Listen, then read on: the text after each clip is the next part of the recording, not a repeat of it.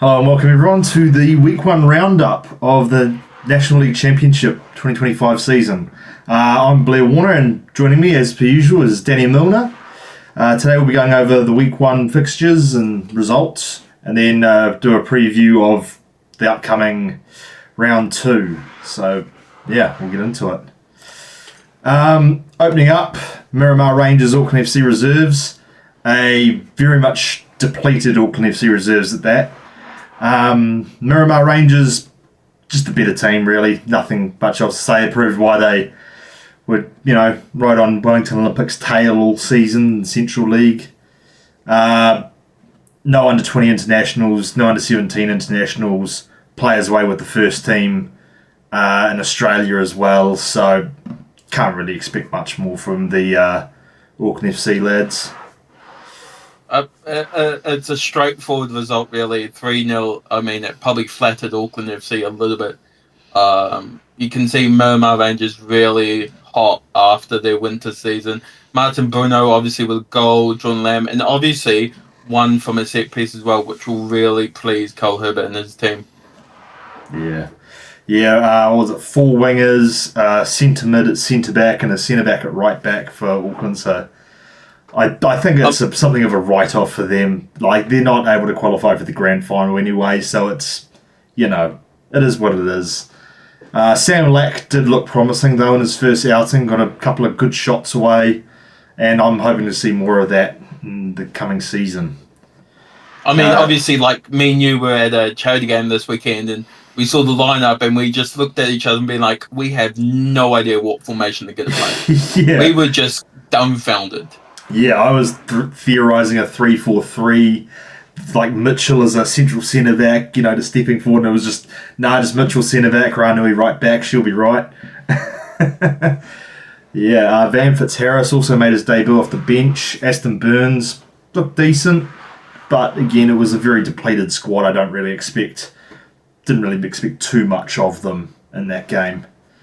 And then Auckland United, Christchurch United. Probably one of the closer games in terms of coming into it. But Noah Karunaratne, fresh off the boat from Eastern Suburbs, really just came in, smashed 2 goals in, and laid his CV down for that OFC Pro League contract. 100%. And you've also got Josh Tolliver for the first goal, that great assist. Auckland United did struggle in and around the box, and I'm quite worried about what the rest of the campaign is going to look for them, because they didn't look good at all, especially in and around their own box. Yeah, they looked shaky, and I just think they lack players in that sort of like 24 to 28 range that are able to like really dictate a game. Like Emilio, we touched on this last episode about Emiliano Tade. He's not getting any younger. There's only so much he can do. Matias Nunez is doing his level 1s or level 2s at NCAA, So you can't expect him to come in and carry the team off after the OFC Under-16 championship. And I don't think there's really much else to be said on that, other than, maybe Christchurch could be dark horses for that final. Could they be favourites? No. Probably a bit of a stretch. No. But speaking of favourites, Wellington Olympic 5-3 over the Knicks reserves. Again, the Knicks were suffering from the same thing that Auckland FC were. No under 17 internationals, no under 20s, players away with the first team. And 4-0 down after an hour. Though, to their credit, they did fight back and get 3 goals. Did they even score? I think it was 3 own goals. It might have been 2 own goals. They scored 2 goals and 1 own goal. So, I looked at the Wellington Olympic first goal, and it was literally a youngster versus an oldie. So he got bullied off the ball, and then it was basically have a shot at my goalkeeper. Go on, you won't. But obviously, like Sam Mason-Smith, his goal in the half volley was extraordinary. Yeah, Issa Prinz with the brace as well. And he's continuing that form that we saw in the Chatham Cup final. Of course, missed out on the Under-20 World Cup squad, and has just taken that in stride by the looks of things. And obviously, Hamish Watson picking up the first red card for 2 bookable offences, so he won't be available this weekend, which will be interesting. Yeah. Then, speaking of next week with Wellington Olympic, Western Springs, a comfortable 3-0 win over Western Suburbs. Despite Western Suburbs sort of new attackers in Nguyen and Button Ginger returning, they just were never really a threat to Western Springs in this game. An early penalty for Captain Reed Drake. Then a quick couple of goals not long after the second half started. Yeah, it was just a dominant, overwhelming performance. It's classic Western Springs at Springs. I bet you it was a hot day. I bet you they were blowing their guts after 60 minutes. But look, it's a good professional performance by the National League Northern League champions. So I bet you Scott Hales and Brock Radich will be really happy after that one. Definitely. Absolutely. And then come from behind win down in Christchurch with Birkenhead pulling 1-goal deficit, coming back from a 1-0 deficit at half time to score 2 goals from set pieces through Captain Dino Boddicker and one of their on-fire attackers, Sam Phillip. Yeah. I mean, Sam Phillips down in Christchurch causing havoc yet again. Obviously, joining from Christchurch United to Birkenhead. So, I mean, I think Birkenhead will be disappointed how they conceded from a set piece. They could have been actually 2-0 down if it wasn't for a off-the-line clearance. So, yeah. But, hey, this weekend could be a big game for them. Yeah, it's a must-win. Yeah, a must-win. Yeah, Auckland City, of course, had the bye. And, that doesn't really do much for them. They've pretty much got that for the Intercontinental Cup where they're in attendance of. And, move on to the table real quick. Nothing really worth mentioning. Miramar, Springs, Wellington Olympic, Christchurch, Birkenhead all with wins. Then City in the middle by no points, no loss of goal differential, no gain. Spirit 7, and then I think this is likely going to be the bottom 4 for a good portion of the season. Nix Reserves, Auckland United, Auckland FC Reserves, Western Suburbs. I don't really see that changing too much as the season goes on. I mean, like we can already kind of see a gap probably between the top 5 or 6 that I think will challenge, but as you keep on saying, that bottom 4 is probably going to stay relatively the same. You might have them change positions, but I don't see any of those bottom 4 teams skipping any places. And I mean, this is match week 1, so you never know. Whoever scores the most goals on match week 1 is typically at the top of the table because of goal difference. Yeah. Anyway, we'll move on to the upcoming fixtures for this week, and there's plenty to choose from. I mean, like, the first game is literally Wellington Olympic versus Western Springs. Scott Hales is going back down to Wellington, back down to Wakefield Park to hopefully get 3 points. And it could be anybody guess this game. Yeah. No Hamish Watson, as we mentioned earlier. And I think this is a massive 6-pointer between probably what you would consider to be 2 of the top 4 teams in the National League. Could go either way, and it will very much dictate where these teams go forwards with their season. What I'm going to say is it's literally going to be won or lost within the box. Yeah. I think this is not this won't be the easiest game. This will be won within the box, and it will only come down to a goal or 2. Yeah. Following that, Christchurch United versus Miramar Rangers. Christchurch International Sports Centre again plays host to National League.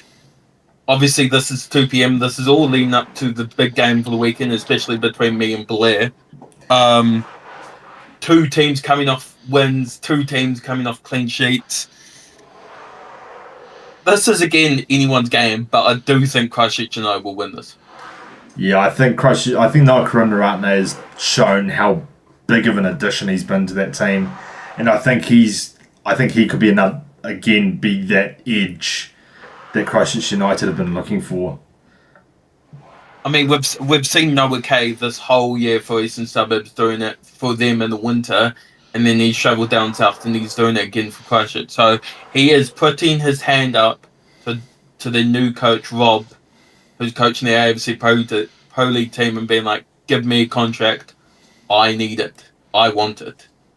Yeah, and then of course following that, kicking off while their second half starts is the reserve derby, Auckland FC reserves versus Wellington FC reserves. I have no idea where this is going. It's funny. I was thinking about this all week. It's literally 4 games this whole week. We don't know who's going to win. Yeah. Both teams poor starts. Miramar and Wellington Olympic. Both teams did actually score an own goal. So you never know. It could come to a battle of the own goals.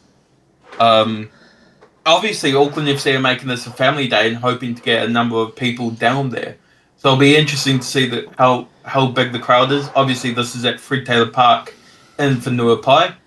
3 p.m. kickoff. All games are all live on FIFA Plus, but obviously come down and support the teams wherever you can. But I can't call it now. Yeah, that one, I think that is one that will come down to individual ability. Someone like a Sam Lack or a Lachlan Candy, I think, will be the difference maker. And from what I've talked to with fellow Auckland FC fans, it sounds like a lot of them are coming up for this game and will be in attendance. So we could potentially see thousands at this game. I mean, I'm heading my way up north to watch it, so I better be careful. I could get punched, and I probably will if the Phoenix win, which I think that they will. Sure, mate. And then coming into the next day, into the Sunday, time change on this match from 1:30 to 2 p.m. Western Suburbs versus Coastal Spirit. 2 teams really, we don't know where they're going to end up, basically. The 2 teams coming off defeats in the first round. Suburbs didn't score, but they had a couple good chances. Don't forget that one chance almost did it go in? I don't think it did, but controversy maybe in that game. Not really. But yeah, Suburbs, they did actually put a few good passes together about Springs, but ultimately, I don't see them heading up towards the top half of this table. Yeah, and then of course, if it does get tight, there's a player that we know very well from the Northern League that is well known for his late goals and assists. Nick Petherick made his debut off the bench for Coastal. Looked decent, had a good free kick late on, but wasn't quite able to bury it. But who knows? We'll see what happens. You'd imagine Derek Tiku starts this game as well. So there's a lot of unknowns surrounding this match. Like, can they get Barton Ginger and Nguyen to click for Suburbs and whatnot? This is another one that I think if Suburbs can click, there are points available.